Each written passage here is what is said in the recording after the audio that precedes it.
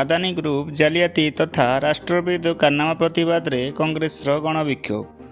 ଆଜି ସୁନ୍ଦରଗଡ଼ ଜିଲ୍ଲା କଂଗ୍ରେସ କମିଟି ପକ୍ଷରୁ ହସ୍ପିଟାଲ ଛକରେ କେନ୍ଦ୍ର ସରକାରଙ୍କ ଦ୍ୱାରା ପରିଚାଳିତ ଆଦାନୀ ଗ୍ରୁପର ଜାଲିଆତି ତଥା ରାଷ୍ଟ୍ରବିରୋଧୀ କାରନାମା ବିରୋଧ ପ୍ରତିବାଦରେ ଜିଲ୍ଲା କଂଗ୍ରେସର ଗଣବିକ୍ଷୋଭ କରାଯାଇଛି।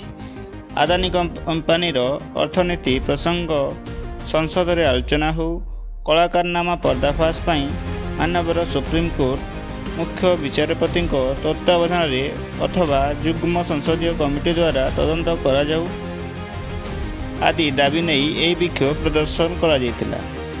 ଏହି ବିକ୍ଷୋଭ ପ୍ରଦର୍ଶନରେ ସଭାପତି ପୁନୁ ତ୍ରିପାଠୀ, ନିମାଚରଣ ନାୟକ, ରାଜଗାଙ୍ଗପୁରର ବିଧାୟକ ରାଜନ ଏକ୍କା, ନେପାଳ ଚନ୍ଦ୍ର ସାହୁ, ପ୍ରଦୀପ ସିଂ, ନିର୍ମଳ ନାୟକ, ସୁନ୍ଦରଲାଲ ଶର୍ମାଙ୍କ ସମେତ ବହୁତ କଂଗ୍ରେସ କର୍ମୀ ଯୋଗ ଦେଇଥିଲେ।